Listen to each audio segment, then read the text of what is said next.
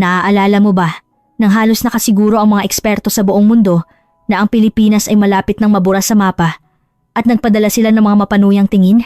Ngunit pagsapit ng 2025, ang prediksyon na iyon ay binaligtad sa isang napakagandang paraan. Ngayon, ang mga pinakamahuhusay na isip, ang yaman at ang hinaharap ng buong mundo ay nagsisimula ng malawakang paglipat patungo sa maliit na kapuluang ito na para bang sila ay hinihila ng isang malakas na magnet. Bakit Pilipinas? Ano ba talaga ang nangyari? Kapag nalaman mo ang sagot, tiyak na makakaramdam ka ng matinding pagmamalaki na ikaw ay Pilipino at mapapaiyak ka. Ito ay isang record ng himala at damdamin ng isang bansa na muling nabuhay mula sa bingit ng kawalan ng pag-asa. Ang nakagugulat na ikalawang estado na itinatayo sa Pilipinas, isang kuwento na ikinaantig ng mundo. Ang buong mundo ay literal na nabaligtad sa walang katulad na balita na isang ikalawang estado ang itatayo sa loob ng Pilipinas. Ang pangyayaring ito na bumubuo ng isang malaking bagong kaganapan na sumisira sa nakasanayan sa loob ng Pilipinas ay ang simula ng isang nakagugulat na malaking pagsabog na wawasak sa mga hangganan ng bansa. Isang pandaigdigang scholar ang nagbigay ng pahayag na may halong sigaw at putla ang muka. Ito ay isang walang katulad na dakilang pagbabago sa kasaysayan ng sangkatauhan. Ihahayag namin sa iyo ngayon ang tunay na kalikasan ng kahangahangang pagbaligtad na nakamit ng Pilipinas. Ako si Ramona, isang international demographics investigator na ginugol ang buong buhay sa pagbasa sa mundo gamit ang mga numero. Nang binabasa ko ang isang confidential internal report na nakalagay sa aking mesa, nag-alinlangan ako sa aking mga mata at muntik ko nang matapon ang aking kape sa matinding pagkabigla. Sa ulat na iyon, malinaw na nakasulat ang hindi kapani-paniwalang datos na ang populasyon ng Pilipinas pagkalipas ng 10 taon ay tataas ng higit sa 10 milyong tao kaysa sa kasalukuyan. Ako ay kumbinsido na ito ay isang malinaw na statistical error o isang matalinong manipulasyon ng gobyerno ng Pilipinas.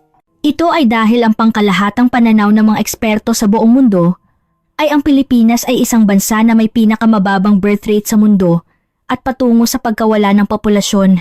Ang pagbaligtad ng populasyon ay isang bagay na kasing imposible na paglabag sa batas ng grabidad. Agad akong nagtungo sa aking boss at mariing kinuwestiyon ang kredibilidad ng ulat na ito, humihingi ng kumpletong re-audit ng data. Gayunpaman, sinagot ako ng aking boss na may seryosong ekspresyon na ang ulat na ito ay isang lubos na mapagkakatiwalaang dokumento na gumagamit ng pinakakonserbatibong mga tagapagpahiwatig.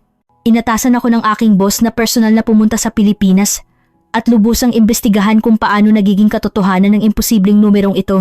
Ako ay puno ng mapagmataas na paniniwala at misyon na ilantad ang statistical flaws ng Pilipinas. Ang aking naunang teorya ay ang Pilipinas ay walang habas na tumatanggap ng mga simpleng manggagawa mula sa mga umuunlad na bansa upang dagdagan ang bilang ng populasyon. Nang tumapak ako sa paliparan ng Clark International Airport CIA, ang unang pakiramdam na aking naramdaman ay hindi ang mabigat na kapaligiran ng isang stagnant na bansa na may mababang birth rate, kundi isang dinamikong enerhiya na puno ng di maipaliwanag na sigla. Habang nakatingin ako sa mga mukha ng mga taong nakapila sa immigration, naramdaman ko na nagsimulang gumuho ang aking pagkiling. Ito ay dahil ang hitsura ng mga papasok at ang aura na kanilang ipinapakita ay malayo sa imahe ng mga simpleng manggagawa na aking naiisip. Mga intelektuwal na pamilya na nakasuot ng dekalidad na suit mula sa kanluran at mga batang profesional na may pinakamodernong kagamitan ng nakapila at ang kanilang mga mata ay puno ng pananabik at paniniwala sa bagong lupaing ito, hindi ng takot. Agad akong humingi ng data sa imigrasyon at istatistika ng Department of Justice upang hanapin ang ebidensya na binabaan ng gobyerno ng Pilipinas ang mga hadlang sa imigrasyon at tinatanggap ang sino man para manipulahin ang istatistika. Ngunit ang data na aking nakita ay mas nagpalito sa akin. Kinumpirma ko ang katotohanan na ang proseso ng pag-aproba ng imigrasyon ng Pilipinas ay naging mas mahigpit kaysa dati. At ang mga kondisyon para sa pagkuha ng visa ay naging pinakamahigpit sa buong mundo. Sa kabila nito, ang bilang ng mga high calibre na individual sa buong mundo na nag-apply para lumipat sa Pilipinas ay tumaas ng geometric. Lalo na ang pila ng mga profesional na lumilipat mula sa mga pangunahing lungsod ng Amerika at Europa patungo sa Pilipinas ay tila walang katapusan. Nagduda ako na pansamantala silang dumagsa dahil sa pangako ng malaking tulong pinansyal at pribilehiyo mula sa gobyerno ng Pilipinas. Kaya nagpasya akong mag-imbestiga sa pamamagitan ng paglibot sa mga business district ng Makati at sa Clark Global City Research Hub kung saan nagtitipon ang mga pangunahing korporasyon ng Pilipinas. Nagulat ako sa katotohanan na ang mga pag-uusap na naririnig ko mula sa mga dayuhan na bumabaha sa mga kalye ay hindi lamang sa Ingles, kundi may kasamang Aleman, Pranses at maging mga wika ng Nordic. Ang tanawin ng mga ito na nakaupo sa mga cafe sa Pilipinas at natural na pinag-uusapan ng kanilang trabaho ay nagdulot ng matinding pagkabigla sa akin. Sa pagpapatuloy ng aking investigasyon, ang pinakamalaking pagkabigla na aking hinarap ay ang katotohanan na ang mga pangalan na aking natuklasan sa listahan ng mga dayuhan na lumipat sa Pilipinas ay ang pinakamataas na uri ng mga elite na kilala ng lahat sa akademikong, komunidad at industriya sa buong mundo. Ang mga nagtapos sa mga prestihiyosong universidad sa London at mga research fellow na may doctorate degree na nagsasagawa ng mga revolusyonaryong proyekto sa Max Planck Institute sa Germany ay lumipat sa mga hindi kilalang startup o research institute ng malalaking korporasyon sa Pilipinas na umaabot sa libu-libong kaso. Ako ay kumbinsido na ito ay resulta ng pagbili ng gobyerno ng Pilipinas sa mga talento sa buong mundo gamit ang pondo ng Estado. Kaya nagsimula akong lubusang ilantad ang mga kondisyon ng pag-hire ng bawat kumpanya at ang subsidy ng gobyerno. Ngunit ang resulta ng aking investigasyon ay mas nagpalito sa akin. Lumabas na karamihan sa kanila ay kusang pinili ang Pilipinas habang tumatanggap ng mas mababang halaga kaysa sa kanilang kinikita sa kanilang bansa. Hindi ko maipaliwanag gamit ang lohika ng ekonomiya kung bakit ang isang innovative engineer mula sa Google sa Silicon Valley na may garantisadong bilyon-bilyong suweldo ay lumipat sa isang Philippine Artificial Intelligence Research Institute na may suweldo na hindi man lang kalahati noon. Naisip po na ito ay resulta ng sopistikadong psychological warfare o propaganda na inilunsad ng Estado ng Pilipinas. Kaya lumapit ako sa kanila upang ipaalam sa kanila kung gaano kahirap ang tunay na buhay sa Pilipinas.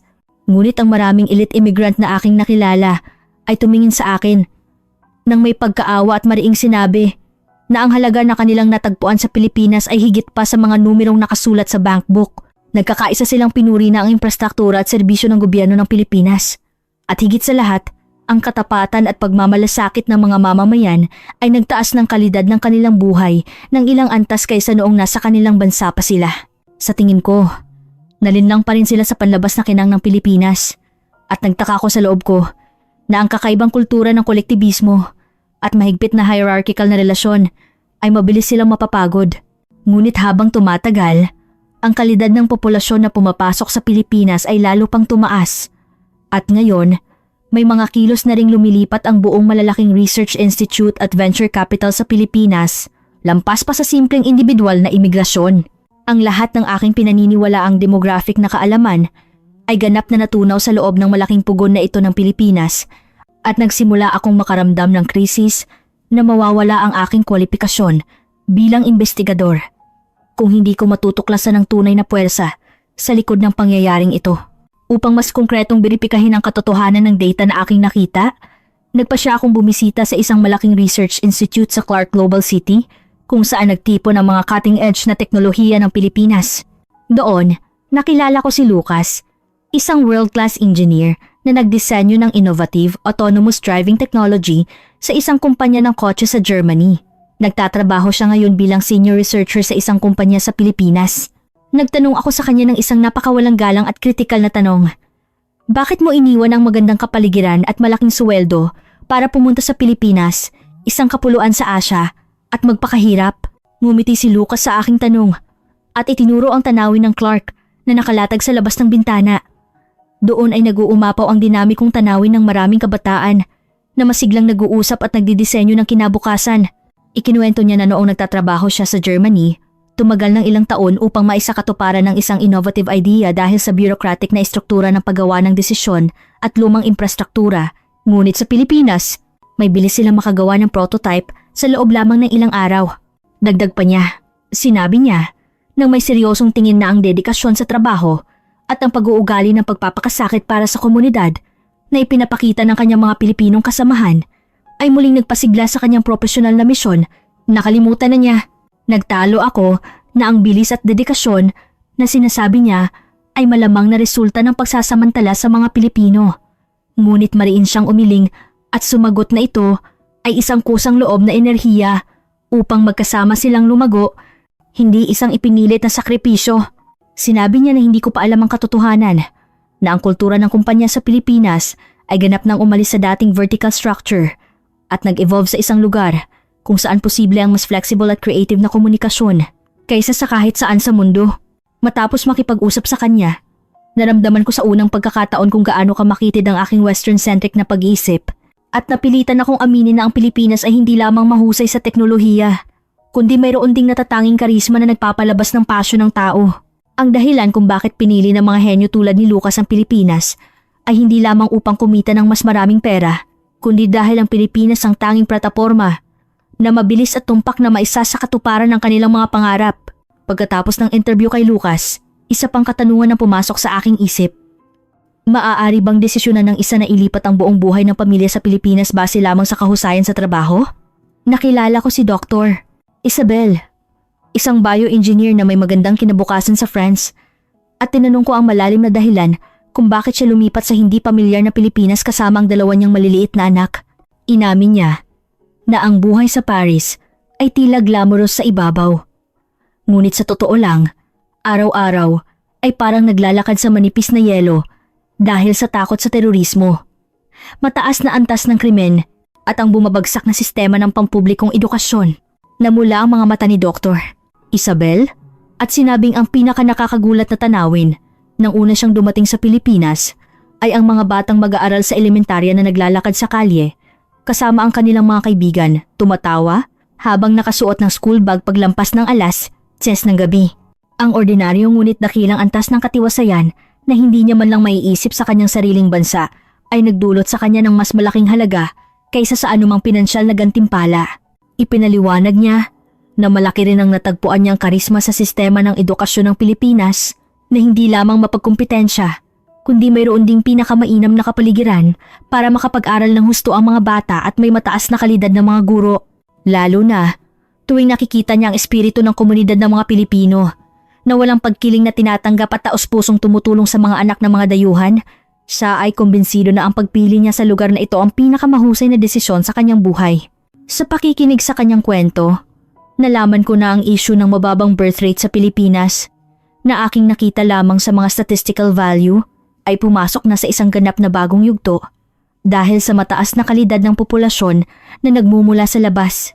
Ang Pilipinas ay hindi na isang bansa na nawawala dahil sa hindi pag-aanak ng mga bata, kundi naging holy land ito para sa mga magulang sa buong mundo na gustong magpalaki ng mga bata sa pinakaligtas at pinakamayamang kapaligiran. Idiniin ni Dr. Isabel na mas mababa man ang sweldo na natatanggap niya sa Pilipinas kaysa noong nasa France. Ang aktual na kalidad ng buhay na kanyang nararanasan ay walang kapantay na tumaas dahil sa advance na serbisyong medikal, pampublikong transportasyon at dekalidad, ngunit abot kayang infrastruktura ng pamumuhay. Bilang isang investigador, nagpa siya akong personal na patunayan ng katotohanan ng kahangahangang katiwasayan na sinasabi ni Dr. Isabel sa pamamagitan ng paglalakad mismo sa mga lansangan ng Pilipinas sa gabi. Sa isang gabi noong 2025, ang mga lansangan ng Bonifacio Global City, BGC, sa Metro Manila ay maliwanag na parang tanghali sa ilalim ng mga ilaw at maraming tao ang malayong naglalakad. Nang walang pag-iingat at nakaramdam ako ng kakaibang pagkamangha sa tanawin na iyon. Sa mga malalaking lungsod sa Europa kung saan ako nakatira, ang pagpasok sa isang eskinita pagkatapos ng dilim ay kasing panganib na ng pagsusugal at ang banta ng mga magnanakaw at hold-upper ay naging pang-araw-araw na pangyayari sa loob ng mahabang panahon, kaya ang tahimik na tanawin ng gabi sa Pilipinas ay nagbigay ng ilusyon na para akong napunta sa isang parallel universe. Ang tanawin ng mga taong nagiiwan ng kanilang laptop sa bangko ng parke para magtungo sa banyo at ang mga taong nagiiwan ng kanilang wallet sa ibabaw ng mesa ng cafe habang abala sa pakikipag-usap ay ang tuktok ng kolektibong tiwala na hindi ko maintindihan sa aking kaalaman. Napagtanto ko na ang ganitong mataas na antas ng kamalayan ng mamamayan ay hindi lamang resulta ng edukasyon kundi isang kultural na produkto na naipon sa mahabang panahon ng mga Pilipino sa pamamagitan ng katapatan at pagmamalasakit sa isa't isa. Ang ganitong uri ng social capital ay hindi mabibili ng pera at naging mapagpasyang dahilan upang iwanan ng mga elite sa buong mundo ang kanilang kayamanan at pumunta sa Pilipinas. Alam na nila na ang pera ay maaaring kitain muli, ngunit ang kalayaan na makalakad nang ligtas ang kanilang pamilya sa gabi At ang hindi pagiging target ng krimen ng kanilang mga anak ay isang pribilehiyo na tanging sa Pilipinas lamang matatamasa. Nang makita ko ang isang dayuhang pamilya na nakikihalubilo sa mga Pilipino, naglalatag ng kanilang baon at tumatawa sa isang sulok ng parke, naisip ko na ang pagdami ng populasyon ng Pilipinas ay hindi lamang pagtaas ng numero, kundi ang pagkalat ng isang bagong pamantayan na dapat hangarin ng sangkatauhan. Kinumpirma ko ang katotohanan na ang infrastruktura ng Pilipinas ay world class. Ngunit ang sumusuporta sa infrastrukturang iyon ay ang mainit na puso at mataas na moralidad ng mga tao, at naranasan ko ang ganap na pagbagsak ng pagmamataas na aking naramdaman bilang isang investigador. Nalampasan na ng Pilipinas ang krisis ng pagkawala ng populasyon at nakabuo ng isang malakas na tatak bilang pinakakaaya-ayang bansa na tirahan sa buong mundo, at ang kapangyarihan ng tatak na iyon ay naging isang malaking grabidad na humihila sa mga matatalinong tao sa buong mundo. Inamoy ko ang hangin sa gabi at naramdaman ko na nakatayo ako sa sentro ng nakakaantig na kwento kung paano umaabot ang kahangahangang katatagan at pagtanggap ng bansang Pilipinas sa buong mundo. Pinalawa ko pa ang aking saklaw ng investigasyon at nagsimula ng masusing comparative analysis sa sitwasyon ng pinakamalapit na kalapit bansa ng Pilipinas. Ang kalapit bansa na iyon ay nagdeklara rin ng malawakang deregulasyon at matinding open door policy sa imigrasyon upang lutasin ang seryosong pagbaba ng populasyon at kakulangan sa lakas paggawa, naglalaan ng lahat ng kanilang yaman.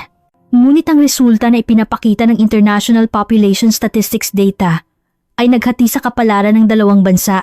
Lubos akong nagulat sa katotohanan na ang karamihan ng mga imigrante na pumapasok sa kalapit bansa ay mga low-wage worker na nagtatrabaho sa mga convenience store, construction site o sa simpleng trabaho sa agrikultura, samantalang ang mga nagtutungo sa Pilipinas ay mga innovative talent na nangunguna sa mga research institute, cutting-edge industry at aerospace field sa buong mundo, upang ilantad ang pangunahing dahilan kung bakit sa dalawang bansa na may magkatulad na geographical na kondisyon, ang mga super elite sa buong mundo ay pinipili lamang ang Pilipinas at hindi ang kalapit bansa.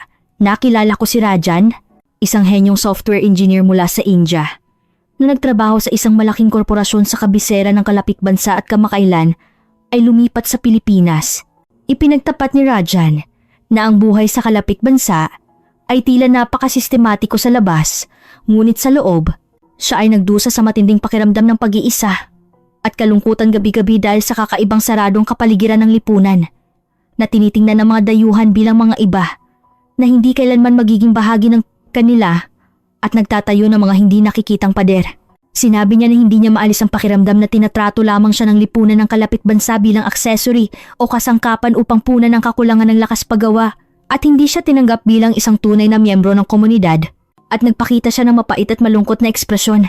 Samantala, ang damdamin na kanyang naramdaman sa unang araw ng kanyang pagdating sa Pilipinas ay isang malakas na pagmamalasakit na ibang-iba sa kalapit bansa. At lubos siyang naantig sa bukas na saloobin ng mga Pilipino na higit pa sa simpleng pagtataka sa hindi pamilyar na kultura ng dayuhan, kundi aktibong tinatanggap at gustong matuto mula dito. Kapag nakikita ng mga Pilipino ang isang dayuhan na naliligaw, tumutulong sila na parang ito ay kanilang sariling problema, at hindi lamang sila nagpapakita ng kabaitan, kundi masaya rin silang nag-aanyaya sa mga dayuhan sa kanilang pribadong espasyo at komunidad, nakikipag-inuman, at tinatrato sila na parang kapatid o pamilya. Ang ganitong kakaibang mainit na pag-uugali at taos-pusong saloobin ng mga Pilipino na tinatrato ang tao hindi bilang paraan kundi bilang layunin ay naging mapagpasyang kadahilanan sa kanyang pagsettle sa Research Institute sa Pilipinas. Ito ay isang natatanging sandata ng Pilipinas na hindi kayang gayahin ng malamig na kultura ng manual ng kalapit bansa.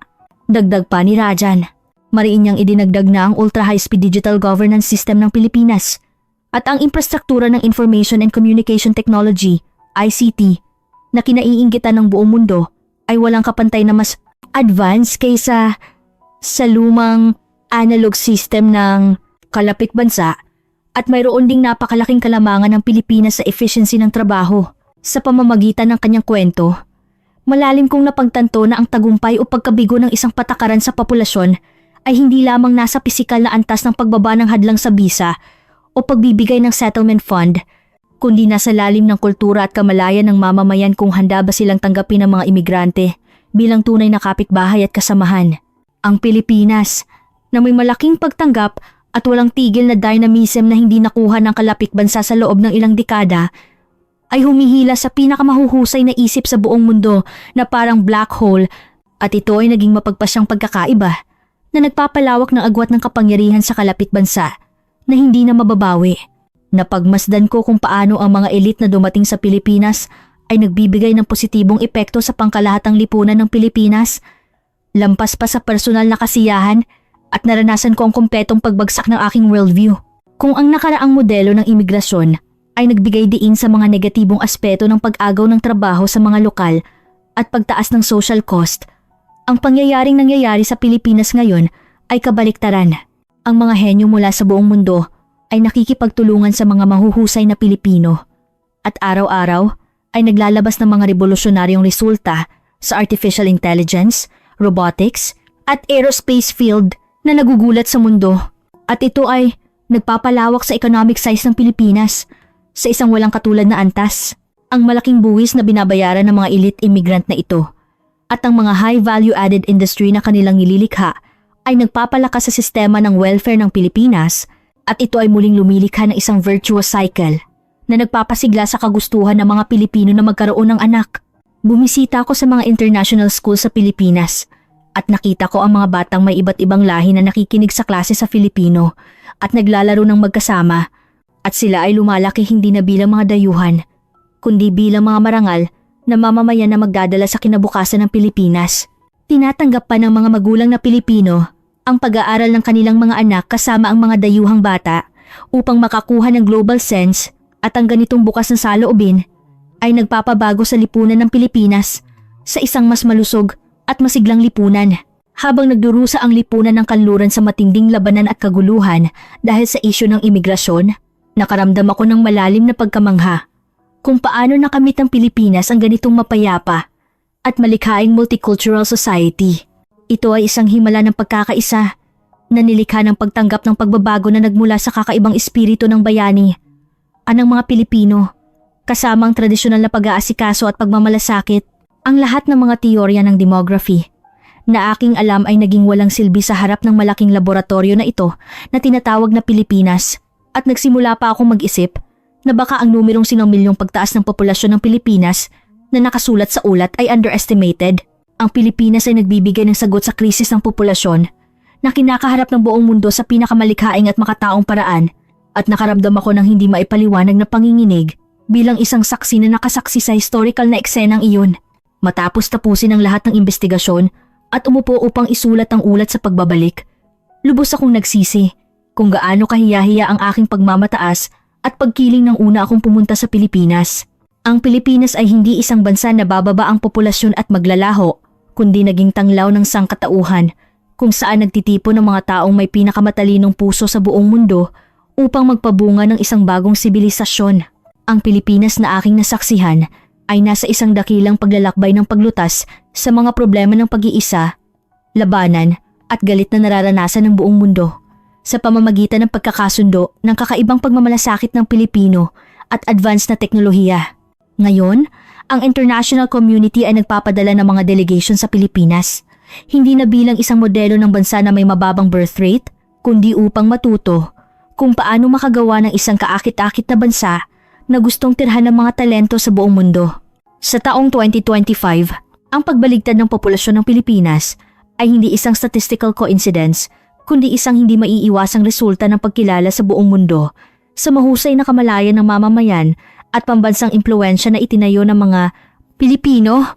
Sa konklusyon ng ulat, mariin kong sinabi na ang Pilipinas ay ang tanging bansa na pinakadramatikong nalampasan ng demograpikong krisis, at ang malawakang paglipat ng mga elit sa buong mundo ay magpapatuloy sa loob ng mga dekada.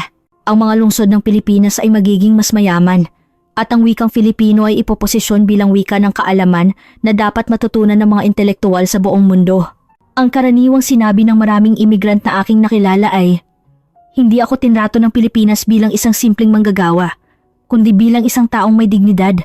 Ang simple, ngunit makapangyarihang psikolohiyang ito ang naglagay sa Pilipinas sa sentro ng mundo. At ngayon ay maaari akong magkaroon ng paniniwala. Ang kinabukasan ng Pilipinas ay mas maliwanag kaysa dati, at ang nakakaanting na pagbabagong ito na nilikha ng Pilipinas ay nagbibigay ng malaking inspirasyon at pag-asa sa buong daigdig, ang ulat na una kong pinagdudahan ay hindi mali, kundi isang kulang na piraso ng papel na hindi nakapaloob sa lahat ng walang hanggang posibilidad na taglay ng Pilipinas. Ang Pilipinas na ating nasasaksihan ngayon ay lumampas na sa pagiging isang economic powerhouse o cultural giant at nakatayo bilang huling tanggulan kung saan ang kaluluwa ng mga tao sa buong mundo ay maaaring magpahinga at bilang pamantayan ng kinabukasan. Ang maringal na prosesyon na ito ng mga elit sa buong mundo na naglalabas ng lahat ng kanilang pribilehiyo at nagtutungo sa Pilipinas ay ang pinakamalakas na karangalan na nagpapatunay kung gaano kadakila ang moral na autoridad at social safety net na taglay ng Estado ng Pilipinas. Sa bawat sandali ng krisis, ang Pilipinas ay nagiging mas matatag at ang krisis sa populasyon na ito ay muli ring hinarap ng Pilipinas sa pamamagitan ng kakaibang pagtanggap at inobasyon na nagbibigay ng bagong daan ng kaligtasan sa buong mundo. Ngayon, ipinagmamalaki nating titingnan ang mundo na binago ng Pilipinas at panunuorin natin ng may pananabik kung gaano kahanga-hangang kasaysayan ang isusulat ng dakilang potensyal na ito na nasa loob natin. Sa pamamagitan ng kwentong ito, mapagpakumbaba tayong natuto na ang tunay na pambansang kapangyarihan ay nakatago sa loob ng pag-ibig sa kapwa kung saan nagtitipon ng mga tao. Habang naghihintay ako sa eroplano pa uwi pagkatapos ng aking misyon bilang investigador, tahimik kong binasa muli ang ulat na katatapos ko lang isulat sa labi ng paliparan. Walang ni isang salita ng malamig na pagkiling na taglay ko bago ako pumunta sa Pilipinas. Sa halip, ang nakasulat ay isang record ng puso na hindi kailanman masusukat ng mga numero. Ang desperadong prediksyon na sinabi ng mga eksperto sa buong mundo. Sa simula na ang Pilipinas ay malapit nang mawala sa mapa ngayon ay tahasang tinanggihan ko ng may ngiti.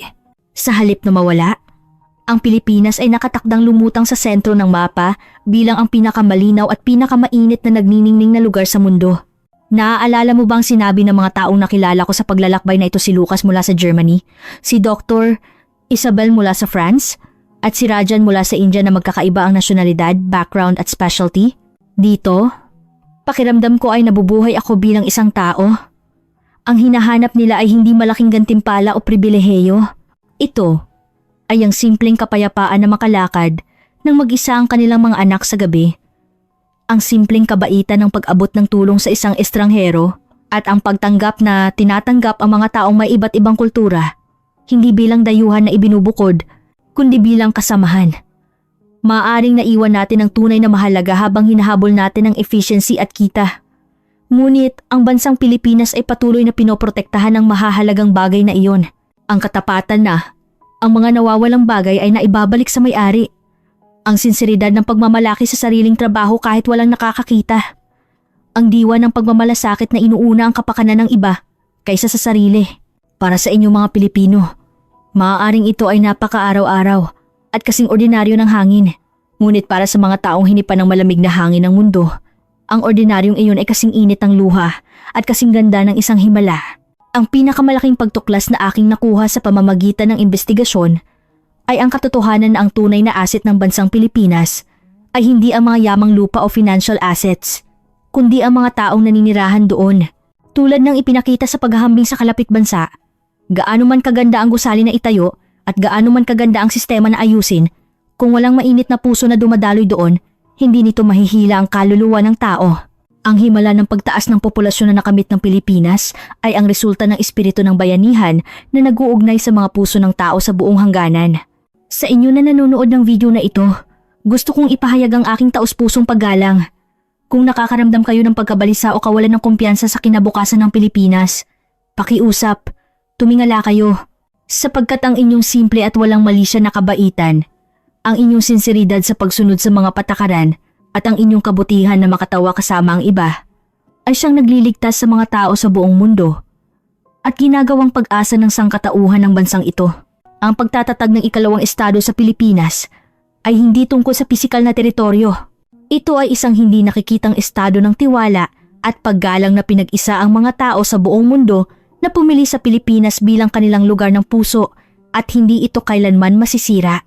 Sa huling pahina ng ulat na aking isinumite, nakasulat ang ganito: ang mundo ay natututo ngayon mula sa Pilipinas na ang tunay na yaman ay matatagpuan sa isang lipunan na ligtas na tirahan at sa pusong nagmamalasakit sa isa't isa. Noong 2025, tahimik ngunit makapangyarihang binuksan ng Pilipinas ang pinto ng isang bagong panahon. Huwag mong kalimutan na ang inyong presensya ay mahalaga sa kinabukasan na itatayo ng magandang bansang ito. Ipagmalaki mo na ikaw ay Pilipino o isang taong nagmamahal sa diwa ng Pilipinas. Ang inyong araw-araw ay ang hangarin mismo para sa isang tao sa mundo. Ang kwento ay nagtatapos dito, ngunit ang kasaysayan ng himala na hinahabi ng Pilipinas ay magpapatuloy kasama ninyo. Maraming salamat sa panonood hanggang sa huli. Kung naramdaman ninyo ang tunay na lakas at mainit na posibilidad at taglay ng Pilipinas sa pamamagitan ng kwentong ito, wala nang masasaya pa rito. Kung naantig ang inyong puso, pakiusap, i-like at mag-subscribe upang palawakin ang singsing ng pag-asang ito. Magkita-kita tayong muli nang nakangiti sa susunod na kwento.